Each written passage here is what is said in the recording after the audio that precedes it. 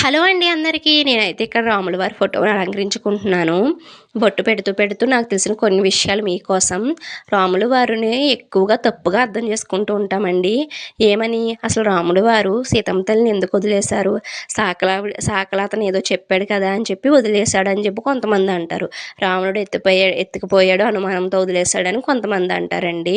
మనకి రామాయణంలో కూడా అలాగే రాసి ఉంటుంది. కానీ అసలు రాముల వారు సీతమ్మ తల్లిని వదిలేయడానికి గల కారణం ఏంటంటే ఆవిడేదో ఎలాంటిదో తెలియక కాదండి. ఆవిడని అనుమానించడానికి కూడా కాదనమాట. అసలు రామావతారం ఏంటంటే విష్ణుమూర్తి అవతారమే రామావతారం అండి. విష్ణుమూర్తి రామావతారం ఎత్తారు. ఈ విషయం చాలామందికి తెలుసు. అవతారాలు ఎత్తారు కదండి. ఆ అవతారాలు ఒక అవతారం రామావతారం అనమాట. అసలు విష్ణుమూర్తి అవతారాలు ఎందుకు ఎత్తవలసి వచ్చిందంటే ఒక భక్తుడు శాపం అండి. కార్తీక మాసంలో ద్వాదశి చేస్తాం కదా, నా వీడియోస్లో ఉంటుంది ద్వాదశి పూజ. ఆ ద్వాదశి వ్రతం చేసిన వాళ్ళు ఏం చేయాలంటే ద్వాదశి గడియలు మించకుండా భోజనం చెయ్యాలన్నమాట. అయితే ఆ భక్తుడు ఏం చేస్తాడంటే ఒక బ్రాహ్మణుని భోజనానికి పిలుస్తాడు. పిలిచి భోజనం పెడదామని చెప్పి అనేలోపు ఆ బ్రాహ్మణుడు అంటాడు, నేను స్నానం చేసి వస్తాను, వచ్చాక తింటాను అని చెప్పి అంటాడనమాట. సరే అని చెప్పి స్నానానికి వెళ్తాడు. ఎంతసేపు చూసినా రాడనమాట ఆ బ్రాహ్మణుడు.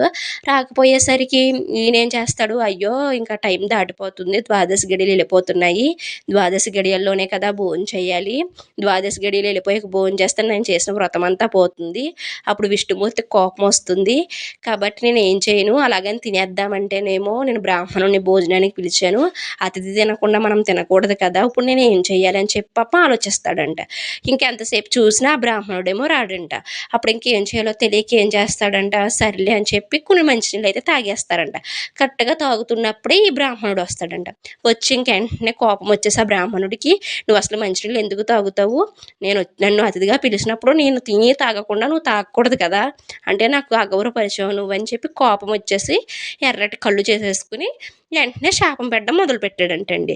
రకరకాల జనములు 10 జనములు నానా హింసలు పడుతూ ఉంటావు, 10 జనములు రకరకాల జీవి కింద పుడుతూ ఉంటామని చెప్పి శాపం ఇచ్చేస్తాడంట. ఇంకా పాపం ఈయన ఎంత చెప్పినా పోయేసరికి ఈ భక్తుడికి ఆ కోపాన్ని చూసి భయపడిపోయి కళ్ళు తిరిగి కింద పడిపోతాడంటండి. అప్పుడు వెంటనే విష్ణుమూర్తి ప్రత్యక్షమయ్యి, అప్పుడు ఆ శాపాలు నువ్వు నా భక్తుడికి ఎందుకు ఇవ్వాలి, నా గురించే నాకు ఎక్కడ కోపం వస్తుందా అని చెప్పి తనకుడు మంచినీళ్ళు తాగాడంతే, ఆహారం తీసుకోలేదు కదా, ఈ మాత్రం దానికే నువ్వు ఇన్ని శాపాలు పెడతావా అని చెప్పి విష్ణుమూర్తి ఆయనని, సరే నువ్వు శాపం పెట్టావు కాబట్టి ఆ 10 శాపాలు ఈడు కాదు నేను భరిస్తాను, ఈయన భరించడు, నా భక్తుడి శాపాలు నేనే తీసుకుంటాను అని చెప్పి అంటారంటండి. అందుకే దశావతారాలు అనమాట. ఆ 10 అవతారాల్లో కూడా పాపం ఈ భక్తుడి శాపం అనుభవించడానికి విష్ణుమూర్తి ఎత్తారండి. ఆ 10 అవతారంలో ఒక అవతారమైన రామావతారం శాపం ఏంటంటే రాజ్యం లేని రాజు సుఖం లేని జీవితం అనుభవించాలి అనే శాపాన్ని తీసుకోవడానికి రామావతారం ఎత్తారండి. అందుకే రాజ్యం లేని రాజు అనమాట.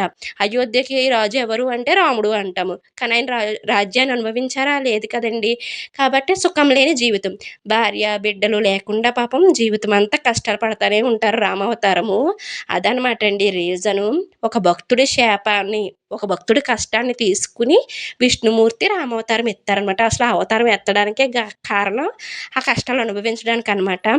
ఈ విషయం తెలియక పాపం మనం అందరం ఏమనుకుంటాం, రాముడు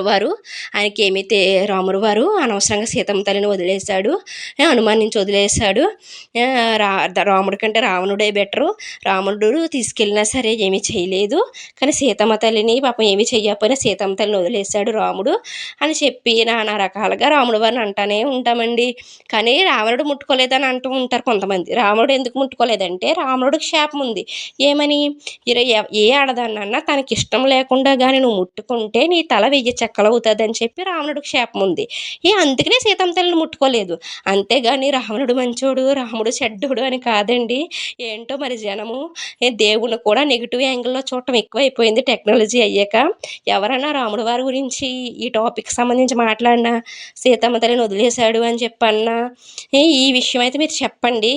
మన రాముల వారు ఎందుకు వదిలేశారంటే ఒక భక్తుడి శాపాన్ని ఈయన తీసుకున్నారు, ఆ కష్టాన్ని అనుభవించడానికే ఈయన ఎత్తారనమాట రామావతారం. అందుకనే ఆ జన్మ యొక్క మూలాన్ని నిర్వర్తించాలి కాబట్టి నిర్వర్తించారండి. ఇదనమాట రీజన్. నా వీడియో నచ్చినట్లయితే లైక్ చేయండి, షేర్ చేయండి, కామెంట్ చేయండి, సబ్స్క్రైబ్ చేయడం మర్చిపోవద్దు.